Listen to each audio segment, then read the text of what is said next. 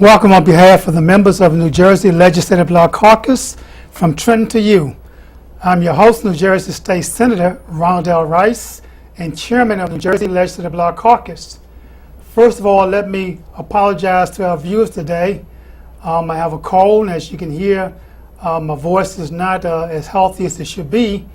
But as they say in show business, the show must go on, and we wanted to be in your homes today with our guests to talk about some of the issues that are impacting our community.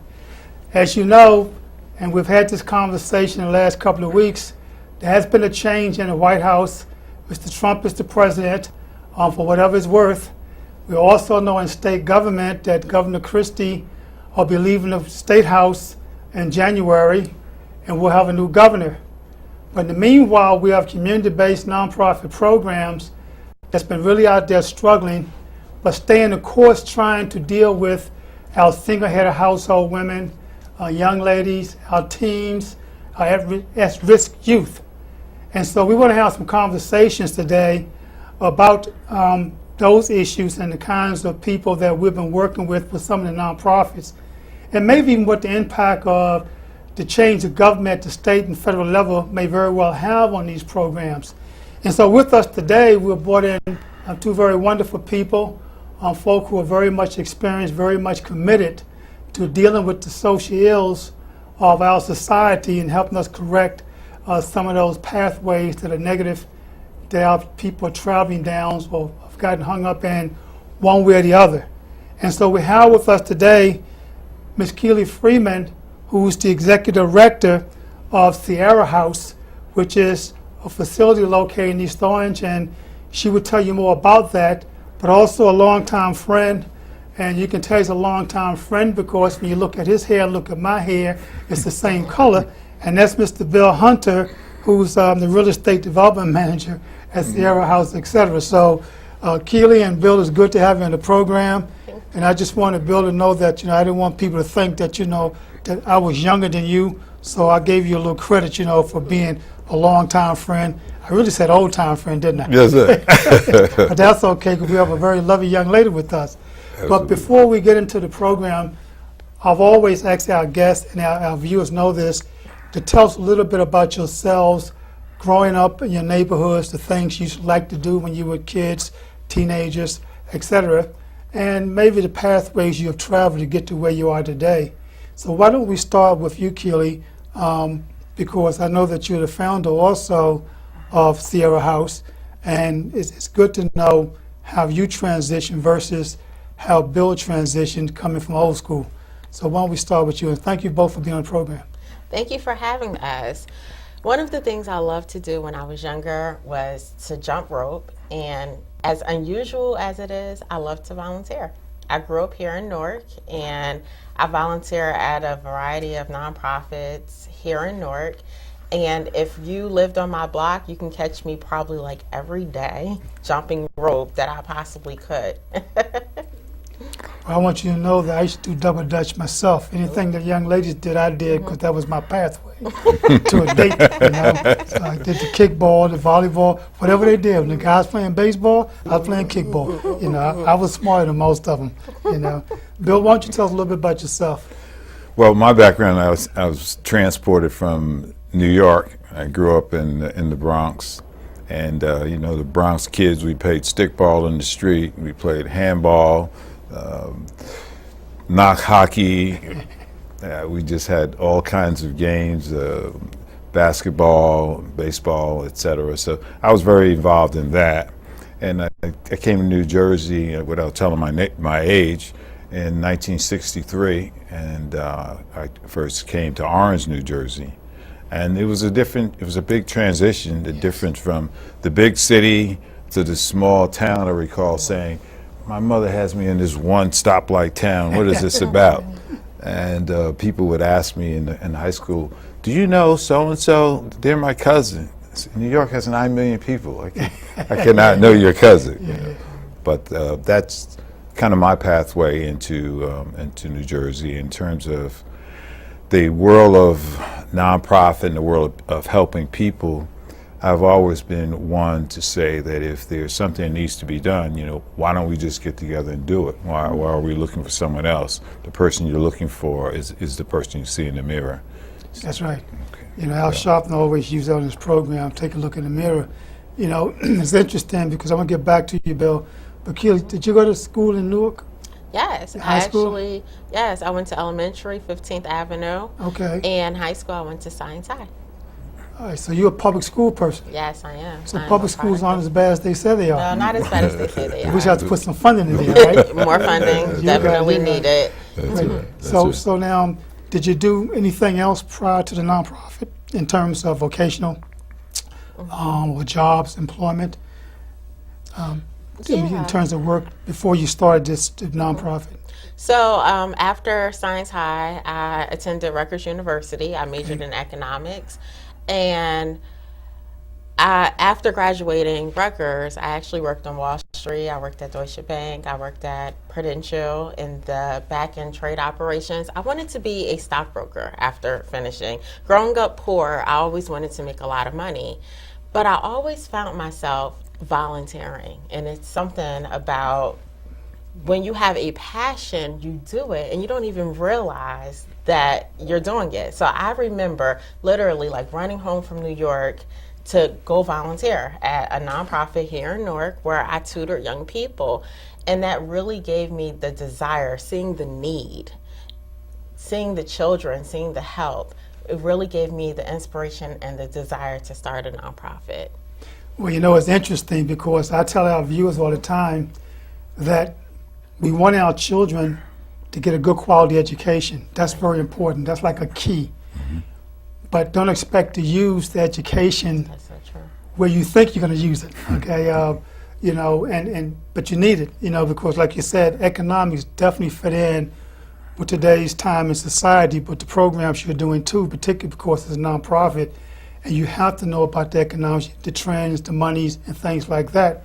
But it's interesting because when you mention Wall Street, people talk about our public school system, what happened to our young people, and you went the whole gamut. You went to good schools, you had good positions, but for some reason, your missionary work, and I always had a good Lord kind of direct us, your missionary work was given back to the community. And so, unlike Phil Murphy, the governor candidate, you didn't get wealthy. See, Phil Murphy came from a humble beginning like you, but he went to Wall Street first. Then he volunteered afterwards. So Phil worked with the NAACP, still works with the nonprofits, but he got the money first. So now we got to figure out how to tell our young people, when you go to Wall Street, stay there and get the money to come back and volunteer. Exactly, and But seriously, on a more serious note, I want to get back to Bill because, Bill, you mentioned coming to Orange, and we're going to have some conversation as we talk about the Sierra House and some of the things that Keely's been doing, working with you and others, and kind of like your vision up there. But in 1963, Orange and Newark and East Orange, which East Orange was known as the American city, cleanest city in America. exactly. It wasn't a crowded. These were our suburban communities. Orange and East Orange weren't really, quote unquote, what you call urban. We call them urban today because they have urban problems. But they were the cities, man, and there's been a big change in Orange, a big change in Newark, big change in East Orange, and all of this really took place after the 1967 disturbance, riots, whatever you want to call them. And I always said that black people in particular did injustice to ourselves, understanding our frustrations with the times we live in and the inequalities and the lack of social justice and economic justice, which still exists today, by the way. Absolutely. And so we really tore up our towns, and the folks that were really paying the bulk of the taxes and helping the programs in the city run, even though discriminating in a lot of ways, left town. And so thus you have the Orange you have today, you have the East Orange you have today, the Newark you have today, and all of us are trying to bounce back from those days of 1967. We'll never see it as a 1963, but we certainly can see it as a better place and a better quality of life. Neighborhoods that are clean once again, Yes. because even in the African American communities, even though it was diverse communities, there's no way, regardless of how poor we were, our parents would let us throw and litter in front of the house or the streets. Where this mentality has come from in our community, I don't know. And you can transition the majority of us right now to another community, and with that kind of mentality, the new community is going to look no different than Newark or Orange or Camden today, if that's the way we're going to live. So we have to establish the family values. And I know Sierra House is about doing that, and I think Sierra House is about doing it at a younger age, so it'll be a part of a lifestyle. But we're going to talk a little later, Bill. I want you to keep this in your mind. Tell us that difference you've seen and some of the things that we need to be doing to get housing ownership again, to get housing maintenance, whether we are tenants or whether we have ownership, and how we can build our economics back. You know, this single-headed household thing has always been an excuse more so than problematic. You know, I understand that it's more difficult when you have one person running the household raising kids. And I used to argue in my younger years on the council, what do you expect? That's a single-headed household woman trying to raise those kids by herself. And then I realized I was making excuses for a single-headed household woman. And the reason I realized it, because it dawned on me, my mother in Virginia was a single-headed household woman with 4 boys. So I'm saying, wait a minute, why am I making an excuse? We were always clean. She went to work every day. She came home. We got our books done, the homework done. We still had a good time. So we need to stop making excuses. We can say that things are a lot tougher, Right. you know, doing it this way, but there has to be some fortitude, some commitment, if you will, and some pride about ourselves as people.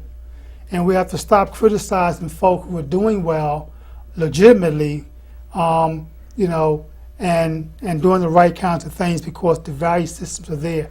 Anything someone else can do, we can do. You went to Wall Street, Keely, and you decided you weren't going to stay. But it showed that we can get to Wall Street. You went to Wall Street. You're not the only one went to Wall Street. It's just that there are different directions for us. We get that. And so with that being said, Keely, why don't we come back to you? Tell us something about the Sierra House. What is it? How did it get started? So it really got started. One day I was at my volunteer job tutoring, and where I volunteered at was a shelter for homeless youth. And I wondered, and I asked the person who worked there, how do the kids get here? And she told me, usually from a waiting list. And when I say it really touched me, it broke my heart. Now, we all have seen homelessness in the trains, on the streets, in the park.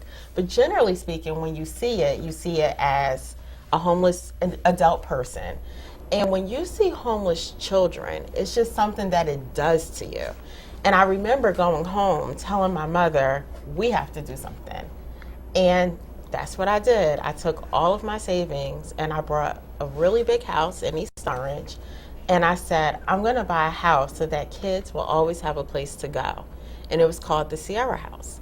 And at that time, I didn't know that I needed zoning. I didn't know about licensing. I didn't know about staffing capacity, rules, regulations.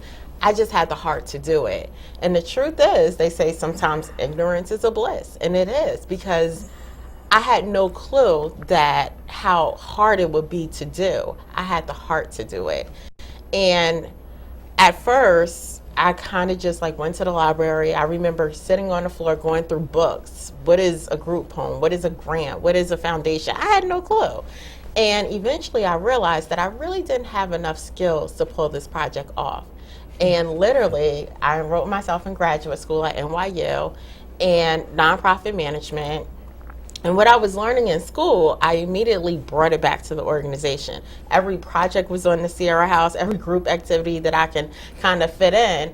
And in 2008, the doors of the Sierra House was opening. I literally graduated graduate school the next day. And that's the story of Sierra House. That's interesting. I want our viewers to understand what she's saying, is that she went to Wall Street, where she could have made a lot of money, but her heart and passion is helping others, so she volunteered, and she's always volunteered. And then she realized after volunteers sent her back to school to get more education, right? But she didn't have to go back, but that took her back to school, and all that knowledge is being used not to earn money in a nonprofit, but to help people. And it's interesting because she took her life savings, her own personal money, to do something for someone else. That's why I say she should have stayed on Wall Street and made the money like that. And they get a write-off, right? You know, but I think that's a very fascinating story, and I'm glad you shared it with us, because I couldn't even imagine that's the way Sierra House came about, because a lot of the programs come back from people volunteering and having a will, but the kind of sacrifice you were making, okay, actually taking your time, because you didn't go back to school for free, you had to pay to go back to school. Yes. So you're spending money and not really making money because you're putting your time in school and trying to run a program with no knowledge of it. And so can you tell us more about some of your transitional programs, and we're going to talk a little bit with Bill on some of the programs as well, but kind of tell us what kind of programs you have and what is that population you're working with? So basically, we work with homeless youth, 18 to 25 years old. Some of the homeless young ladies have children, some do not. And most of the children, the young people, the young ladies that we serve, are either aging out of diapers or for some reason or another cannot live at home. It could be due to drug abuse, sexual abuse, alcoholism, mental health issues, but for some reason they cannot live with their biological families. When they come to the Sierra House, it's a 2-year program, and first we provide them with housing. The second thing we do is provide them with life skills, parenting skills, financial literacy, things to help them transition from homelessness to an apartment of their own. Over the years, I'm really proud to say we've served over 300 homeless young women. Of that 300, 82% transition from homelessness to an apartment of their own. More than 70% obtain jobs, and the other 50% enroll in college or some type of trade program, whether it's nursing, dental assistance, construction, but some type of trade program. And our ladies, like one of our ladies currently, she's in Connecticut in medical school. A lot of them have graduated college, some are still college students, but these are young people that are empowered and they want to do better. They just need the environments to grow to do so. And that's what Sierra House is. We provide them with that foundation. So you track your clients, if you will. Yes. That's very good. Let me ask you a question. Let's talk a little bit about the programs themselves, the skills themselves. You said life skills. Talk a little bit about each of these life skills. What are they?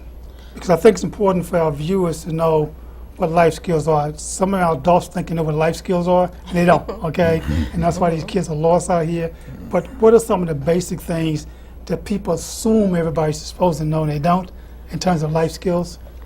Wow, that's a big question, and it goes so wide because, as you said, life skills, it's huge. Some of the things that we teach them are just basic things such as cleaning. I had the heart to do it, and at first I kind of just like went to the library. I remember sitting on the floor going through books. What is a group home? What is a grant? What is a foundation? I had no clue. And eventually I realized that I really didn't have enough skills to pull this project off. And literally I enrolled myself in graduate school at NYU and nonprofit management. And what I was learning in school, I immediately brought it back to the organization. Every project was on the Sierra House, every group activity that I can kind of fit in. And in 2008, the doors of the Sierra House was opening. I literally graduated graduate school the next day. And that's the story of Sierra House. That's interesting. I want our viewers to understand what she's saying is that she went to Wall Street where she could have made a lot of money, but her heart and passion is helping others, so she volunteered, and she's always volunteered. And then she realized after volunteers sent her back to school to get more education, right? But she didn't have to go back, but that took her back to school, and all that knowledge is being used not to earn money in a nonprofit, but to help people. And it's interesting because she took her life savings, her own personal money, to do something for someone else. That's why I say she should have stayed on Wall Street and made the money like that. And they get a write-off, right? You know, but I think that's a very fascinating story. And I'm glad you shared it with us, because I couldn't even imagine that's the way Sierra House came about, because a lot of the programs come back from people volunteering and having a will, but the kind of sacrifice you were making, okay, actually taking your time, because you didn't go back to school for free. You had to pay to go back to school. Yes. So you're spending money and not really making money, because you're putting your time in school and trying to run a program with no knowledge of it. And so can you tell us more about some of your transition programs, and we're going to talk a little bit with Bill on some of the programs as well. But kind of tell us what kind of programs you have, and what is that population you're working with? So basically, we work with homeless youth, 18 to 25 years old. Some of the homeless young ladies have children, some do not. And most of the children, the young people, the young ladies that we serve, are either aging out of DIFAS or for some reason or another cannot live at home. It could be due to drug abuse, sexual abuse, alcoholism, mental health issues, but for some reason they cannot live with their biological families. When they come to the Sierra House, it's a 2-year program, and first we provide them with housing. The second thing we do is provide them with life skills, parenting skills, financial literacy, things to help them transition from homelessness to an apartment of their own. Over the years, I'm really proud to say we've served over 300 homeless young women. Of that 300, 82% transition from homelessness to an apartment of their own. More than 70% obtain jobs, and the other 50% enroll in college or some type of trade program, whether it's nursing, dental assistance, construction, but some type of trade program. And our ladies, like one of our ladies currently, she's in Connecticut in medical school. A lot of them have graduated college, some are still college students, but these are young people that are empowered and they want to do better. They just need the environments to grow to do so. And that's what Sierra House is. We provide them with that foundation. So you track your clients, if you will. Yes. That's very good. Let me ask you a question. Let's talk a little bit about the programs themselves, the skills themselves. You said life skills. Talk a little bit about each of these life skills. What are they? Because I think it's important for our viewers to know what life skills are. Some of our adults think they know what life skills are, and they don't, okay? And that's why these kids are lost out here. But what are some of the basic things that people assume everybody's supposed to know and they don't in terms of life skills? Wow, that's a big question, and it goes so wide because, as you said, life skills, it's huge. Some of the things that we teach them are just basic things such as cleaning. Like if you come to the Sierra House, we have wood floors, and literally like one day I kind of went into the living room and someone's like mopping the wood floor with bleach, and I'm like, oh no, what are you doing? She's like, oh, I'm just making sure it's really clean. And you're like, no, you don't use bleach on wood. So life skills can range from like everyday cleaning skills, but also everyday budgeting. How to budget. When you go to the supermarket, we teach our young ladies how to use coupons. Even if you do have a Family First card, why not use coupons? Why not increase your purchasing power? We also teach them how to cook meals, like quick meals that may be $5. If you're poor, you know, how to kind of budget, feed a family, maybe with spaghetti with meat sauce, and it's a $5 meal, but you stretch it to feed a family of 2 or 3 or 4 people. Rice and beans, soup, you know, with bread, and all other types of dishes. We also teach them parenting skills, how to be good parents. We also teach them empowerment skills so that they can be empowered. Other types of life skills such as how to catch the bus, how to live in your community, how to sweep in front of your house, how to be a good neighbor.